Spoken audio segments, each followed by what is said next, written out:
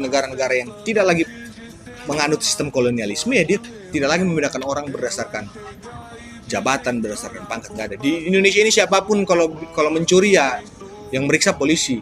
Kalau dia korupsi yang meriksa polisi atau jaksa atau KPK. Kalau dia melakukan penganiayaan yang periksa polisi. Polisi bawa dari kantor polisi, diserahkan berkasnya ke jaksa, sama jaksa dibawa ke pengadilan, divonis sama hakim. Clear, nggak ada lagi.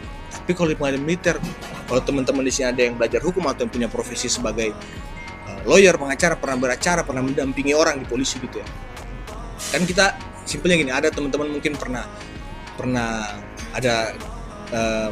ada kawannya yang mungkin pernah ditangkap atau berusaha diperiksa di kepolisian, itu kan kita tahu. Ada satu surat gampang SP2HP. Kita kan punya hak untuk tahu gitu ya. Kasus ini berjalannya sampai mana? Kan penyidik harus ngasih tahu kita. Ya kan? Pertanyaan saya, kalau di peradilan militer yang menyidik POM TNI, kita bersuratnya kemana? Nggak ada. Kalau kasus-kasus kekerasan terhadap perempuan misal, di kepolisian itu ada unit namanya unit PPA, perempuan dan anak gitu kan. Kalau kasusnya TPKS, ya penyidiknya harus perempuan. Di rezim peradilan militer nggak ada itu nggak ada. Ini levelnya agak teknis, tapi ya itulah kenyataannya. Kalau level-level yang nggak teknis, apa peradilan yang tertutup.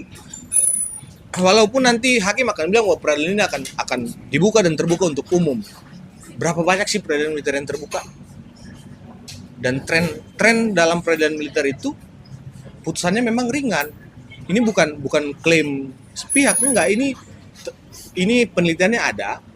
Misal kalau kita lihat penelitian terakhir dari pemantauan Kontras gitu, tahun 2004 sampai 2025, dari 137 kasus itu 70%, 137 kasus pembunuhan dan atau penganiayaan berat gitu ya, penganiayaan dan penganiayaan berat, itu 70 kasusnya, 70 itu kan lebih dari 50%, itu vonisnya di bawah 1 tahun.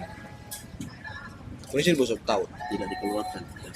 Ada banyak sekali yang tidak di PTDH, tidak diberhentikan, tidak dengan hormat.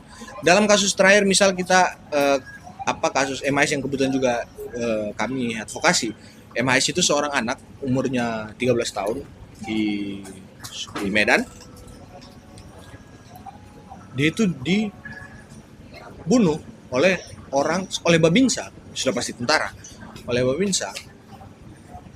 Dan pelakunya itu hanya dihukum 8 bulan dan tidak dipecat.